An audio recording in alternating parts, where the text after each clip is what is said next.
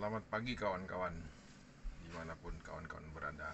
Hari ini kita akan melanjutkan pembahasan kita di channel Santi Kristen. Jadi kita akan fokus pada pembahasan yang terkait dengan Pantekosta ya. Nah, ada yang agak menarik pagi ini karena ya selain karena jasnya ini ini hari Minggu kan, harinya Tuhan, agak-agak formal dikit lah, rapi lah menghormati Tuhan.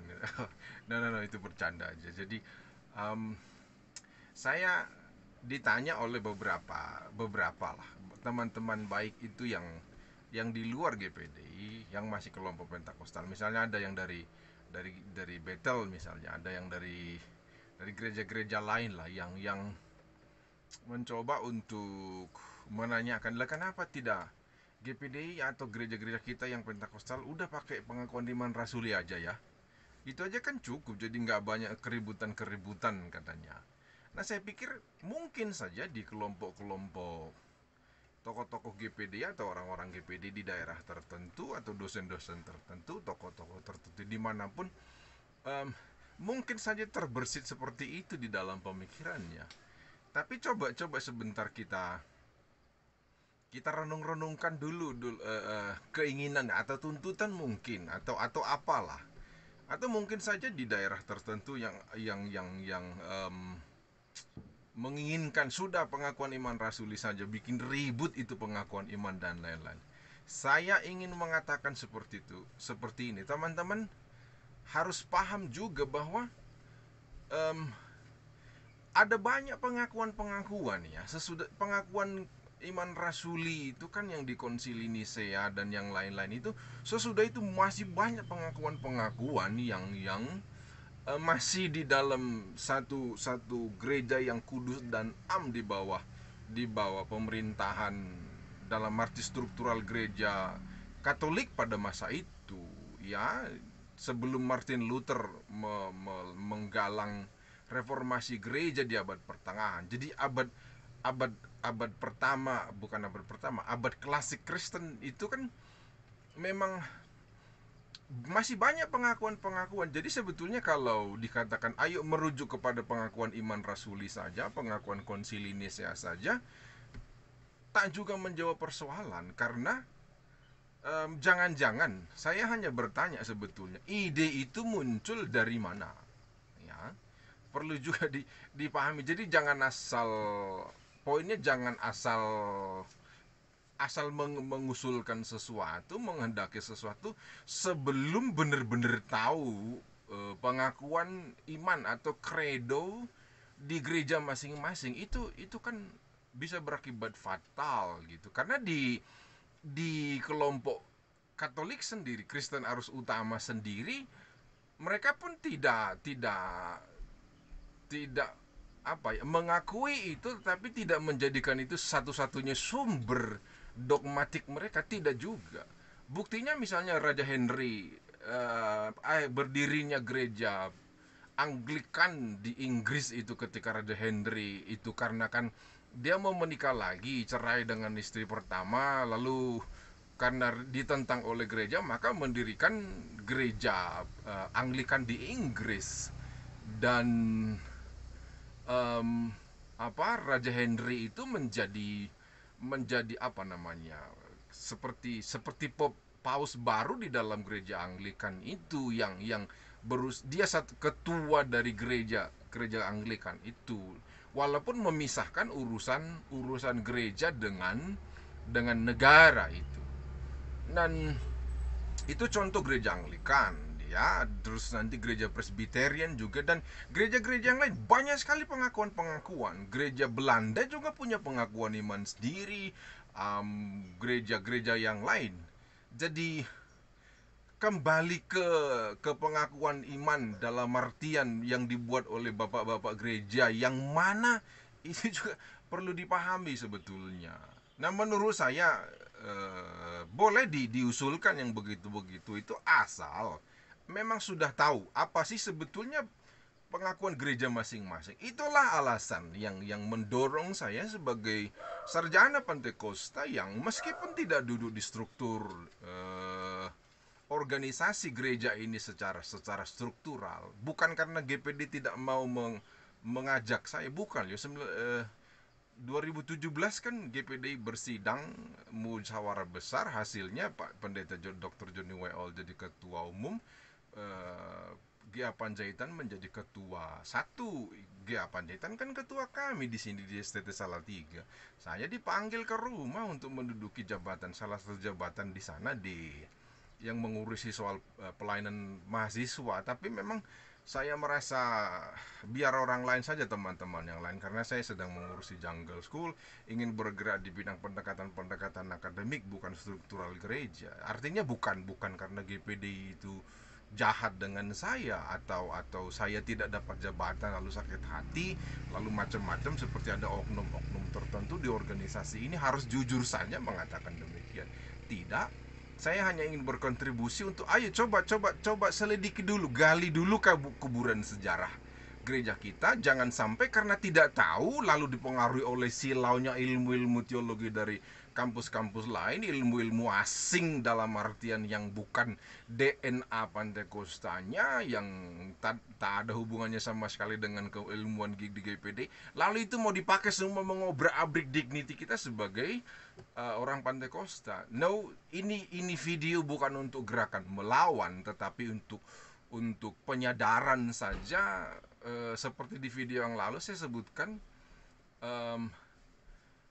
orang yang tidak tahu sejarah seperti orang yang amnesia itu. Jangan sampai semakin banyak golongan-golongan di gereja kita ini, gereja kami ini, yang memiliki amnesia terhadap dignitinya sebagai orang Pantekosta, sebagai orang GPD. Itu alasannya, ya, itu alasannya harus dibongkar. Nah, jadi kalau begitu bagaimana Bang, kalau kamu ditanya apakah kita mempertahankan saja pengakuan iman GPD yang 17 itu, yang sebelumnya 12 kalau mau jujur. Jawab saya saya sudah tunjukkan di 2020 yang lalu. Saya membuat postingan di Facebook untuk mengajak setidaknya 17 dokter GPD untuk ayo buat penjelasan penjabaran secara akademik tanpa merubah, tanpa membongkar, mengobrak-abrik. Terima bongkar tapi tak terima pasang kayak gitu biasanya. Bukan, saya justru ayo bikin penjabaran, bikin penjelasan yang lebih detail supaya kita paham sebenarnya.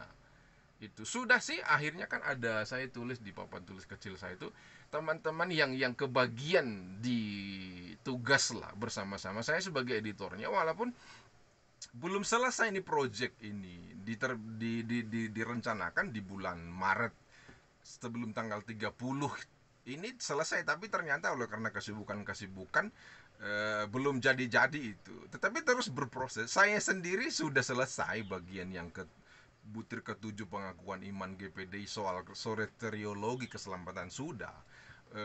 Buku-buku Hofler, buku-buku Om Monday, buku-buku yang diedit oleh Om Denny Rumokoi dan yang lain-lain, saya masukkan di situ sebagai sumber atau rujukan utama. Selalu begitu kan, selalu begitu. Jadi untuk mengetahui organisasi, ya sumber-sumber primer dari organisasi itu harus ditambah dengan penjelasan-penjelasan yang lain. Nah, jadi video soal pengakuan iman GPD ini sengaja saya buat untuk memberikan penyadaran kepada teman-teman supaya tahu apa sih sebetulnya di belakang semua itu gitu. Jangan-jangan tak tahu sama sekali. Kan menyedihkan. Sedih sekali itu rasanya sebagai sarjana Pantekosta melihat fenomena ini. Kalau gereja yang sudah 100 tahun diklaim secara kronologisnya itu tidak tahu sama sekali apa sebetulnya peristiwa-peristiwa historis, sejarah-sejarah sosial di balik semua itu. Aduh, sedih. Kita tidak boleh menyalahkan bapak-bapak gereja kita pertama, karena Tuhan belum sorry to say, tapi saya akan mengatakan cara Pantekostal seperti itu. Tuhan belum menggerakkan hati mereka untuk bekerja di bidang itu, karena prioritasnya memang menyelamatkan jiwa.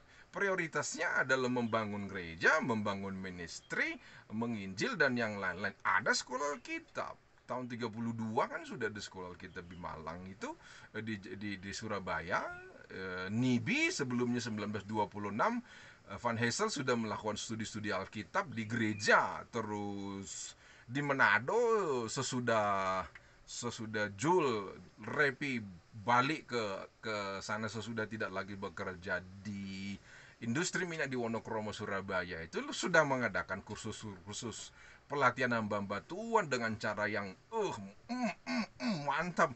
Alam mener itu kan di sana sudah itu jauh lebih dahulu bahkan dari NIBI itu. Nah, itu justru saya di dalam buku yang akan saya tulis soal kontribusi Pantekosta kepada sejarah pendidikan Indonesia itu sudah dimulai, sudah. Nah, jadi mereka fokus ke situ. Ya kita lah yang sekarang. Jadi belum tahu sejarahnya, belum tahu apa yang terjadi, kan sudah studi kata yang dikerjai. Di situ marahnya saya, gundah gulananya saya sebagai sarjana Pantekosta melihat teman-teman tak tahu sejarahnya sudah menjelaskan ayat-ayat Alkitabnya. Kan tak bisa itu. Nggak bisa. Nggak bisa. Serius. Konsili Nisea yang muncul pertama kali itu kan karena ada persoalan-persoalan kekuasaan, jabatan, politik, dan yang lain-lain. Nanti akhirnya kan yang melawan itu kan tidak layak diberikan jabatan santo itu. Dan yang tidak sesuai dengan ajarannya nanti menjadi kelompok-kelompok yang dibidatkan. Ya mungkin ajarannya saja bidat dalam artian kategori kelompok teologi barat, tetapi ada persoalan masalah teritorial yang berhubungan dengan kerajaan Romawi sebagai penguasa dunia pada waktu itu. Jadi ada peristiwa historisnya, tak melulu soal penjelasan Alkitabnya. Nah, saya tidak mau teman-teman GPD yang sudah melewati pendidikan yang sangat bagus, sekolah Alkitab di GPD, sekolah tinggi teologi di GPD, lalu belajar mengumpulkan metodologi berilmu untuk melihat dignitinya sebagai GPD, lalu tiba-tiba hanya mengandalkan studi kata, studi teks itu. Banyak ngawurnya, saya ulang-ulang di sini ya. Banyak ngawurnya. Karena teks itu tidak netral. Nanti misalnya seperti di YouTube, 2 YouTube sebelumnya, saya katakan Ofler banyak menggunakan kata oneness. Gara-gara kata oneness itu kan, lihat kan, pemimpinmu aja menggunakan kata oneness, sehingga kita dicap, di labeling menjadi kelompok oneness. Loh, hanya gara-gara kata kan. Karena orang yang terbiasa dengan studi kata menggunakan itu untuk membaca data. Oh, oneness ini nggak bisa. Kata itu netral dalam artian ya kata memang kata, meaningnya bisa berbeda-beda. Nah, teman-teman di GPDI, mari, ayolah. Kalau kita bisa berdoa puasa 7 hari 7 malam, kita bisa doa semalam suntuk, kita bisa memenangkan jiwa. Masa sih tidak bisa untuk membongkar sejarahnya terlebih dahulu? Nggak yakin saya orang-orang GPD tidak. Cuman karena memang selama ini pelajaran sejarah gereja itu tidak menarik memang. Tidak menarik karena tidak dihubungkan dengan modernisasi dunia, modernisasi ilmu pengetahuan, modernisasi bangsa-bangsa, kekuasaan politik bangsa-bangsa yang turut mempengaruhi orang bergereja dan berdoktrin. Saya kan menggunakan itu. Serius, jujur saya katakan, ini tidak saya dapat di sekolah tinggi teologi ya. Karena apa? Justru memang itu tidak boleh dipakai di sekolah tinggi teologi, karena akan seperti mencoreng muka sendiri nanti. Jahat sekali denominasi gereja itu. Dalam artian ada banyak perang kepentingan di dalamnya, yang justru itu nanti yang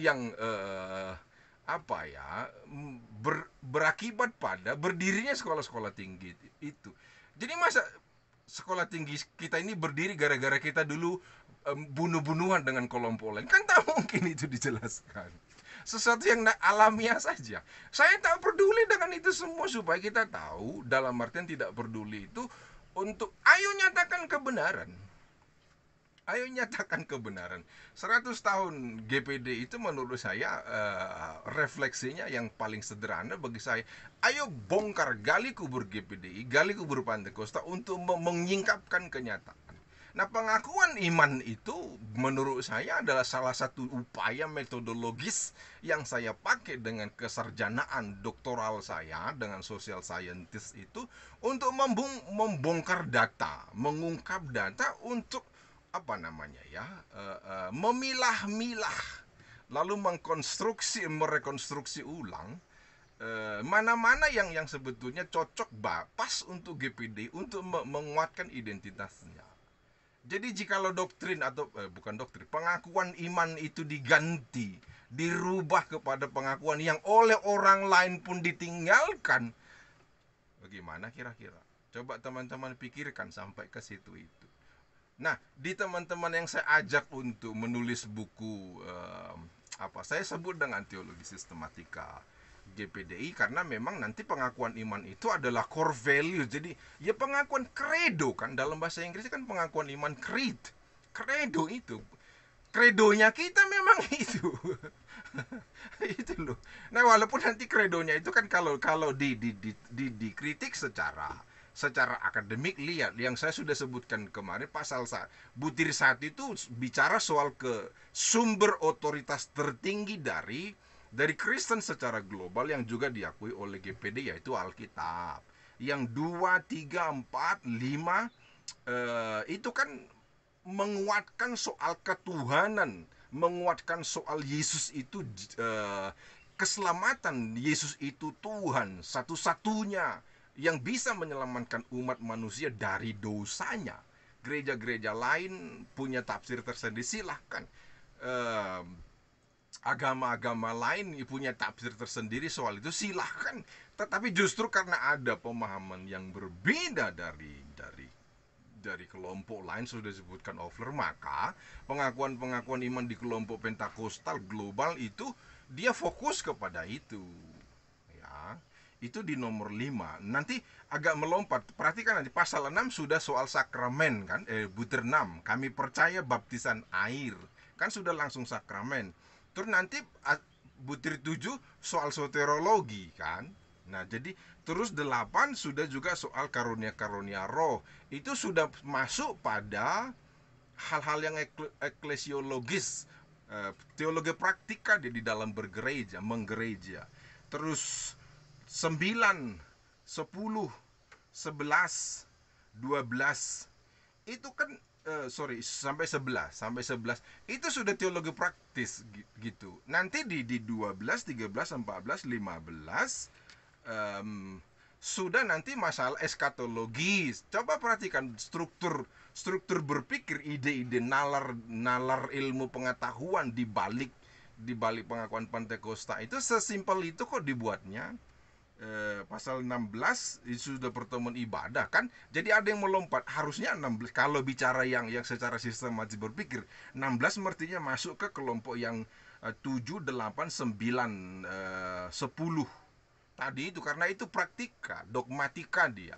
Tapi ya memang sudah begitulah yang kalau mau diperbaiki, itunya semestinya yang diperbaiki supaya struktur berpikir nalar ilmu pengetahuan untuk membuat kredo itu tidak melompat-lompat. Nah, ini kan membuktikan bahwa sorry itu saya secara jujur karena saya punya datanya seperti yang sudah sebutkan kemarin itu, ini kan dimiliki oleh semua kelompok Pentakosta global pada saat itu, lalu diterjemahkan, dirubah kalimatnya, kalau di GPD itu menurut pengakuan G.A. Panjaitan sebagai ketua satu itu, bahkan diktat yang dari Palembang, sekolah kita Palembang 1981 mulai diatur yang banyak hal, termasuk nanti pengajaran berbahasa roh dari W.W. Patterson itu direvisi itu.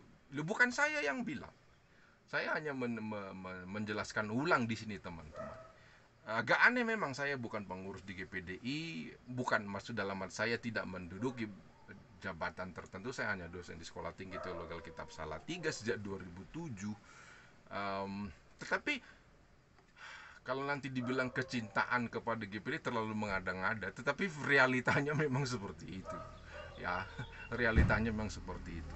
Nah, di 17 nanti sudah tambahan soal bernegara itu. Jadi Ya walaupun nanti kan dari Titus 3 ya, dari kitab Titus yang menerangkan ketundukan kepada pemerintah, Petrus, Roma dan lain. Oke, tapi sudah agak berbeda. Itu kan mudah sekali melihat itu. Jadi itu muncul dari pemisahan antara agama dan negara itu. Maka pengakuan itu dimasukkan ke situ ya. Siapa yang memasukkan, terus kita telusuri sejarahnya ya.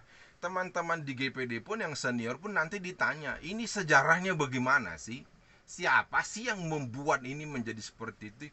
Belum ketemu kita datanya secara pasti ya. Pendeta Daud Mano pernah mengatakan, bang saya pernah tahu orang yang mengetikkan itu, tapi mengetikkan tahun berapa? Mengetikkan berarti kan sudah ada dokumen yang lain yang menjadi bahan untuk diketikkan. Itu ya, walaupun dari bacaan-bacaan di buku yang sedang saya tulis itu, sumber-sumber bacaan dari kelompok The Convent Pfingster itu juga jelas dari mana itu semuanya ya. Tetapi menjadi seperti itu dan dimasukkan di dalam ini kan terus harus sebetulnya para pionir yang masih punya keterkaitan itu bisa menjelaskan. Tapi sayang tidak ada ya, sayang tidak ada karena di sistematika GPD yang dibuat tahun 98 oleh Dikjar itu pun tidak ada penjelasan soal itu. Sama sekali tidak ada. Jadi maka saya apa namanya, lebih lebih concern kepada sejarah sosial di baliknya. Itu tugas saya untuk mendadarkan, membuat apa seperti apa ya, fondasi-fondasi keilmuan yang benar terlebih dahulu. Nah, eh perhatikan susunannya baik-baik. Sebetulnya agak agak melompat-lompat. Logikanya itu ya itu kan membuktikan bahwa prosesnya ini tidak sekali jadi. Itu. Prosesnya tidak sekali jadi. Saya bertanggung jawab mengatakan itu karena ya mudah saja di tahun 2002 ketika saya sekolah di mahasiswa di Salatiga itu, sebelum-sebelumnya juga sudah dilakukan. Saya nggak tahu Pak Panjaitan masih melakukan hal yang sama tidak sampai hari ini karena di kelas 3 di semester 6 itu eh, semester 7 dan 8, semester 5 semester 5 dan 6 berarti kan tingkat 3 harus membuat makalah yang terkait dengan pengakuan iman itu untuk ya selain indoktrinasi memang, tetapi juga untuk membuat kajian-kajian akademik. Masalahnya memang hasil dari makalah kita tak pernah dibaca ulang, tak pernah diseminarkan ulang. Jadi memang sifatnya supaya pengenalan saja, pengenalan saja. Jadi teman-teman mestinya larinya ke situ untuk kenapa kita menjadi seperti sekarang ini. Maka yang dibawakan adalah tidak boleh hanya studi kata, ngawur betul ya, akan ngawur betul karena kan mencari studi-studi kata dari Alkitab yang ada di dalam pengakuan itu beda itu. Jadi apa yang ada di dalam Alkitab coba dipaksakan diterangkan, ya tidak bisa dong, tidak bisa, tidak bisa. Maka harus tahu dulu sejarah-sejarah sosial di baliknya. Maka sesudah itu tahu, ayo silahkan beberkan. Teman-teman yang saya ajak untuk menulis penjabaran lebih tebal, lebih kental soal pengakuan iman, ini sebetulnya berniat baik untuk itu. Ada orang-orang majelis pusat kan juga, Daud Mano kan di situ orang majelis pusat, Om Frankie Rewah juga sudah lama jadi anggota majelis pusat kan. Jadi ada orang-orang yang berkompeten di bidangnya juga sebenarnya, yang tapi karena kesibukan organisasi. Nah, ada yang menarik di pengakuan iman Rasul, pengakuan iman GPD tadi itu, di nomor yang ke 12, 13, 14, 15. Itu kan soal eskatologi dia. Langit dan bumi baru dan segala macamnya itu jelas sekali itu harus 1, 2, 12, 13, 14, 15. Jadi ada empat butir dia menjelaskan soal itu. Loh kenapa sih sebenarnya? Nah yuk, kenapa sebetulnya? Saya tidak usah jauh-jauh lah, yang bahasa Inggris banyak data yang saya dapat di situ. Yang berbahasa Indonesia aja teman-teman, biar mudah baca gitu loh. Ayo baca sama-sama. Jangan sampai nanti seolah-olah saya seperti tirani akademik baru gitu loh. Karena saya yang buat YouTube lalu seolah-olah menjadi sumber kebenaran yang tidak bisa di cross check. Tidak. Saya menunjukkan datanya, literatur ini harta dalam bejana. Ya, mudah dicari kan berbahasa Indonesia. Bahkan mungkin ini karena sudah terlalu klasik, buku ini sudah nggak dibaca kan sama teman-teman gitu. Bukunya lagi, itu lagi, itu lagi. Lihat di perpustakaan buku kayak gitu, nggak dilirik itu karena udah tua, lapuk, mungkin sudah dimakan rayap sehingga tidak tidak lagi penting. Loh, di sini dijelaskan kok ya fenomena yang terjadi di gereja Amerika Utara. Itu dulu. Jadi kita kan kelompok Pentakosta itu kan muncul di Amerika Utara, North America biasa disebut, karena Southern America nanti kan Amerika Tengah dan Amerika Selatan itu yang dijajah oleh Portugis dan dijajah oleh Spanyol. Nah di Amerika Utara itu kan jajahan dalam artian daerah koloni daripada Inggris, yang nanti semua juga dari Belanda, dari mana-mana itu menjadi negeri impian, freedom of land itu. Maka orang berlomba untuk masuk ke sana. Di situ jelas di bagian penjelasan tentang gereja di Amerika Utara itu memang uh, ada banyak orang yang pengen sekali dunia itu kiamat aja lah, datang aja lah kau Tuhan, karena terlalu banyak penderitaan. Itu intinya sebut. Nanti teman-teman baca lebih detail di situ. Ada bukunya McAllister juga yang sudah diterjemahkan oleh BPK juga. Silakan baca data itu. Ya. Nah, kita kan juga kebagian di situ. Saya sudah bilang 4 poin, 4 butir yang menjelaskan soal pengakuan iman itu yang berkaitan dengan hal-hal sudahlah Tuhan, akhiri sajalah dunia ini. Itu. Nah, karena apa sebetulnya? Karena apa? Ada keributan-keributan di dunia pada waktu itu. Ya bermula dari Eropa, nanti terkait juga loh dengan Nazi, dengan ributnya kelompok Kristen. Nazi itu kan, mau jujur enggak sih? Kalau mau jujur kan orang-orang Kristen juga, Hitler itu juga orang Kristen. Ya, cuman karena perilakunya begitu, kejahatan perang oleh dunia, lalu semua orang enggak. Ya nggak bisa begitu, bongkar sejarahnya. Orang Kristen itu, maka antinya kan Yahudi. Tetapi memang itu politik sih ya. Politik kekuasaan yang melibatkan gereja itu. Itu pelarian dari sini. Nanti dari Prancis juga banyak lari ke Amerika dan yang lain-lain. Nah, oleh karena itu, maka banyak orang udah merasa jengah. Udahlah, selesaikanlah jalan dunia ini gitu. Tuh, nggak percaya kan? Nih, itu dari kelompok Kristen Protestan. Advent juga nanti kan, Advent itu apa? Menunggu kedatangan Tuhan kan. Saksi Yehova itu juga karena pengen sudah terlalu, maka udah datang aja lah Tuhan, tapi tak datang. Maka banyak yang frustasi kan, banyak yang kecewa dan yang lain. Ini bukunya Alt berbahasa Belanda nih. Ini bahasa Belanda. Sudah di bahasa Indonesia kan oleh Gandemas, tetapi ada beberapa bagian di dalam buku ini oleh orang yang memberikannya, orang Belanda, Pak Hubert yang memberikan ke saya. Tidak semua diterjemahkan itu Bang, karena ada hal-hal nanti mengganggu hubungan antar gereja, hubungan antar dengan negara.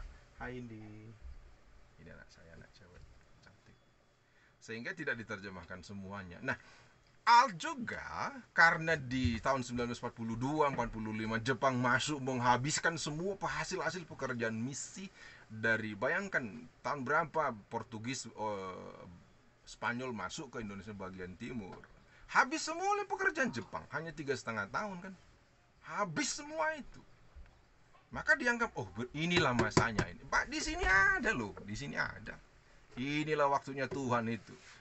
Bahkan si Sister Al itu dapat nubuatan Tuhan sudah mau datang. Karena apa? Karena sakitnya, penderitaan itu. Alt itu dimasuk di interniran Jepang loh. Digelandang terus mulai dari Jawa Timur, di Jawa Tengah, Semarang, Ambarawa, Salatiga, sampai nanti ke Bandung, Klaveren juga kan sama, Van Loon juga kan akhirnya matinya kan di camp-camp konsentrasi Jepang itu. Karena sakitnya, penderitaan di zaman Jepang. Pas itu kan Jepang di Asia, lalu Tuhan mau kiamat. Terus di Jerman juga Nazi sedang berkecamuk. Di bukunya itu ditulis jelas.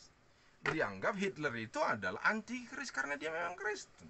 Dari kan jelas sekali antikris itu muncul dari tengah-tengah kamu, kata Wahyu itu.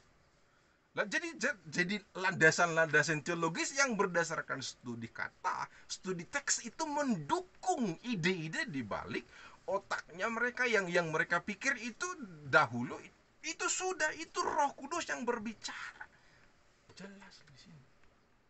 Nyatanya ini 2021 saya masih bisa pakai jas sekarang kan, teman-teman lagi siaran mungkin lagi ibadah offside di gereja masing-masing 2021. Aduh, komunis datang di Indonesia, ajaran itu semakin betul. Kan tidak belajar dari kesalahan-kesalahan yang soal eskatologis tadi itu. Karena memang di gereja-gereja Amerika Utara, baca di sini nanti itu loh. Di halaman 343 itu kalau ya bisa kita cek ya. Ya.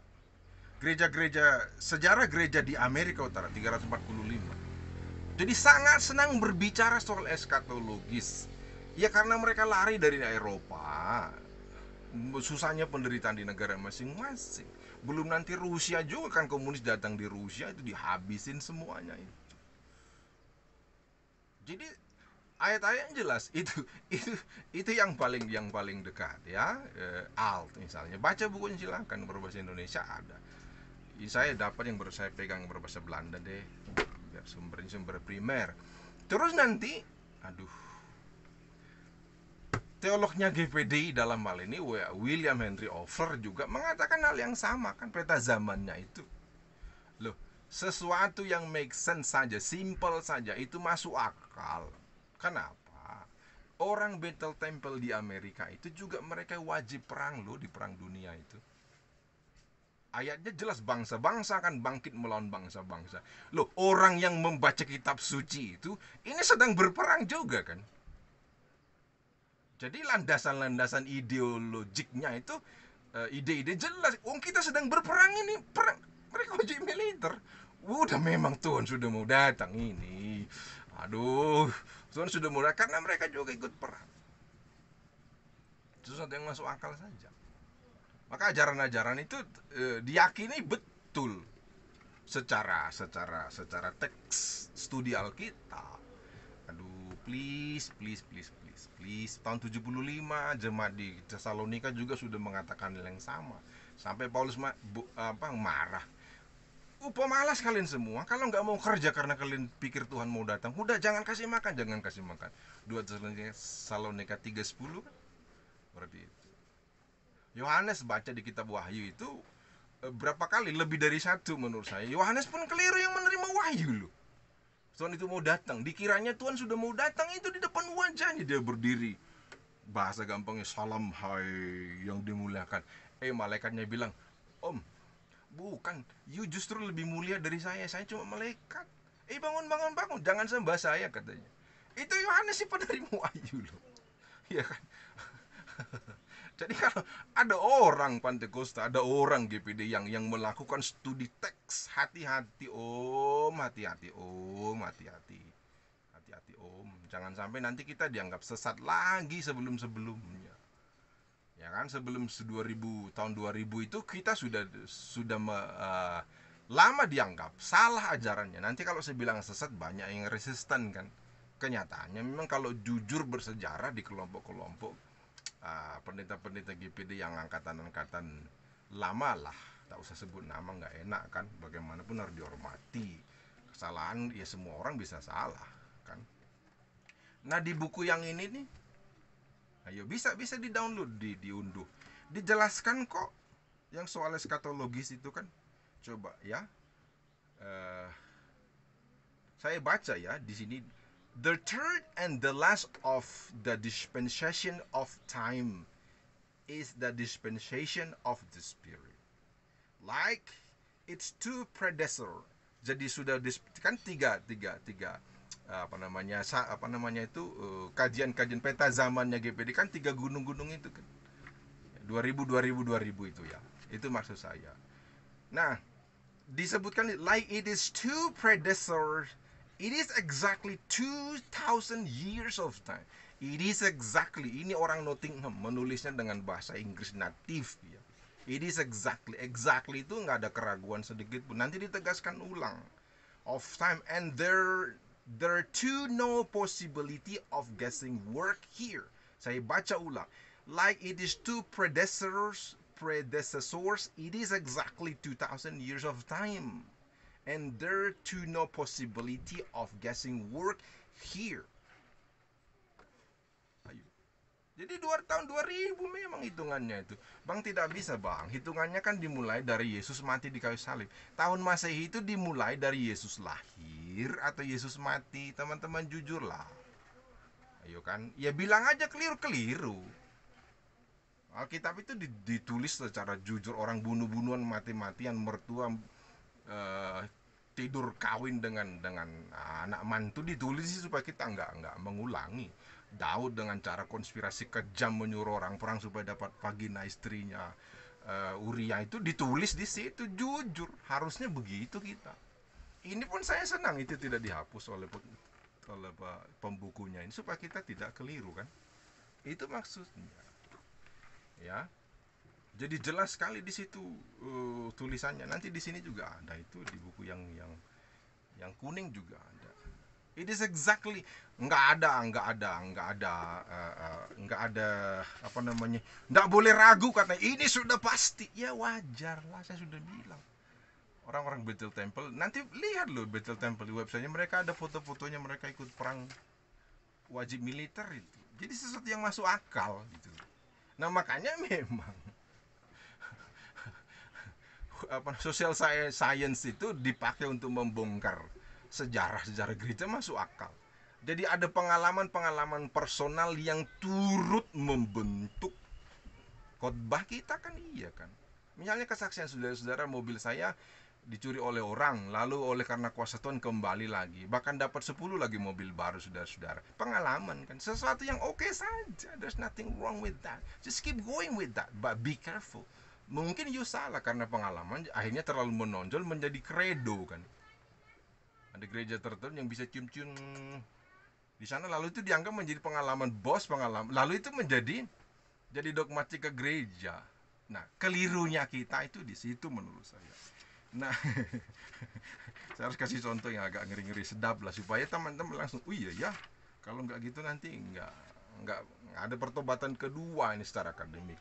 Nah, di kata pengantar dari buku ini dijelaskan loh, ini lebih ngeri lagi ya. The following course of Bible study is the result of almost 50 years of deep, intense study of the Bible. It is the result not only of much meditation and holy thought, but of fasting and prayer in waiting of God. Apa mau dibilang? Saya ini sudah lebih dari 50 tahun secara serius melayani Tuhan. Semua buku-buku yang saya tulis itu berdasarkan pengalaman hampir lebih dari 50 tahun di bendang Tuhan. Mantap kan? Ya, mantap. Terus ini, it is the result not only of much meditation. Jadi saat teduh lah, perenungan rema-rema pribadi itu bahasa yang gaulnya itu kan, dengan pemikiran kudus, holy thought, kata disebutkan di sini kok. But of fasting, puasa juga loh ya, berdoa sungguh-sungguh yang tidak berkeputusan sambil menanti-nantikan kedatangan Tuhan. Itu dikata pengantar buku ini, preface. Nyatanya Tuhan sudah datang nggak? Belum datang loh, belum datang. Maka di buku ini bagus dalam artian apa? Coba perhatikan baik-baik di sini, di buku ini kan, ini tahun 32 itu ditulis. Mungkin ada kesadaran karena itu tahun lebih tua, ini tahun lebih muda. Di halaman 7 dari buku yang saya bilang, The Majesty of the Symbol or Bible Astronomy. Jadi di sini dari sini saya mengatakan bahwa ilmu alegoris itu bukan miliknya GPD, miliknya Bethel Temple, dari orang-orang lain. Kevin Corner yang membawa itu, pengaruhnya Kevin Corner yang sampai merasuk sumsum dan tulang-tulangnya orang Pentekoste yang tidak ngerti. Ini kan memang baru bisa diunduh ya, 2012 ini baru bisa diunduh memang. Dulu kan yang mengajar kita nggak ada lah, makan kasbi aja susah. Jadi bisa dimaklumi maksudnya. Iya salah, tapi kan tidak bisa berkompromi. Maksud saya kesalahan yang dulu jangan diulang. Maka betul kata 2 Timotius 3:16, ini mentang-mentang hari Minggu ya, agak-agak khotbah dikit lah. Semua tulisan yang diilhamkan oleh Allah itu untuk apa kan katanya? Mengajar, memperbaiki kesalahan dan yang lain-lain. Ya kan Hoffler merasa ini pengilhaman dari Tuhan. Itu keliru juga. Di halaman 7, it is not intended to be doctrinal or nor controversial. Dia bilang, ajaranku itu enggak loh. Saya tidak ingin itu jadi doktrin. Yang ngelesnya di situlah dikit. Ya kan. Ya nggak apa-apa lah. It is the suggestion. Itu saran aja, suggestion, bukan sugesti. Saran, masukan gitu ya. Rather of a heart that has loved one up yonder and who has often wonders just where the glory word could be.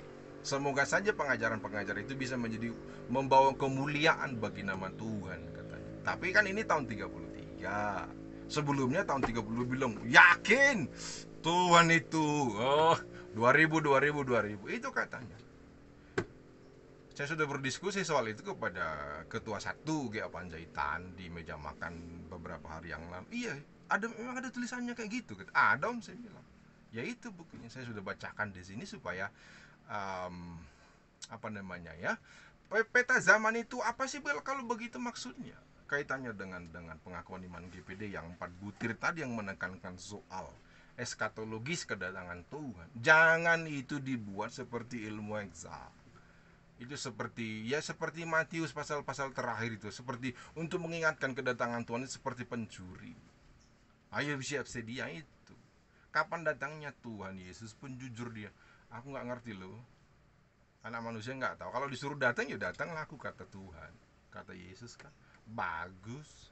Masa ada pendeta yang bilang 2000. Malu loh.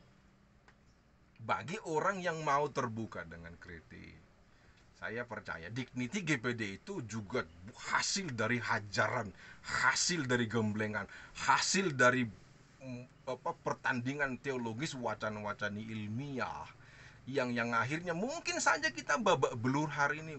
It's okay. Tidak ada masalah, gereja ini 100 tahun. Secara usia kelihatannya besar, tapi kalau dibandingkan dengan sejarah gereja kelompok-kelompok tertentu yang sudah berabad-abad lamanya, ya terima aja lah kritik itu kan. Toh dulu menulisnya juga nggak pakai literatur rujukan kok, nggak pakai sumber-sumber yang kan seperti yang Offler bilang itu hasil perenungan pribadi. Tapi nanti ada sejarahnya di bukunya ini juga diajarkan. Kenapa kelompok-kelompok Pentakustal itu seolah-olah anti dengan akademik, seolah-olah anti dengan ilmu. Baca di sini teman-teman. Gak usah saya, supaya teman-teman punya kemauan untuk belajar sendiri. Kenapa? Karena gara-gara hasil akademik tadi menghasilkan dogma-dogma. Di buku yang ini kan saya sudah bilang kemarin, orang terlalu rest on, accountant, mengandalkan sepenuh-penuhnya kepada ilmu. Apalagi nanti kelompok-kelompok liberal itu, teologi liberal, kelompok-kelompok modernis itu tak lagi percaya kepada Alkitab, pakai ilmu saja, pakai ilmu. Ini sudah pasti, saya sudah jelaskan di video yang lalu. Nah karena itu mereka sorry, semua itu sudah nggak bener, hasilnya duniawi katanya, iya kan, nggak mau lagi pakai rujukan dari buku-buku yang lain. Justru disitulah jebakan-jebakannya. Kelihatan itu murni dari pemikiran karena hasil perenungan dengan Tuhan, suara-suara roh. Tetapi karena tidak ada tidak ada rambu-rambu dari masyarakat akademik, tidak ada rambu-rambu dari kelompok-kelompok masyarakat ilmiah yang lain, rujukan-rujukan pustaka dari yang sudah ada, jebakan-jebakannya seolah-olah semua itu sudah benar. Teman-teman sarjana Pantekosta, jangan mengulangi kekeliruan dari para pendiri kita yang juga mereka tidak malu mempublikasikan karya-karya ilmiahnya, karya-karya mereka yang dalam tataran tertentu ya seperti itulah padanya. Itu sekarang ada di pundak kita untuk membenarkan. sehingga paradoksal Pentekoste yang saya sebut kemarin itu tidak lagi terulang gitu loh. Semoga penjelasan kali ini makin memantapkan dignity kita sebagai orang Pentakosta, sebagai orang GPD. Semoga hari Anda menyenangkan karena Tuhan Yesus memberkati. Selamat hari Minggu.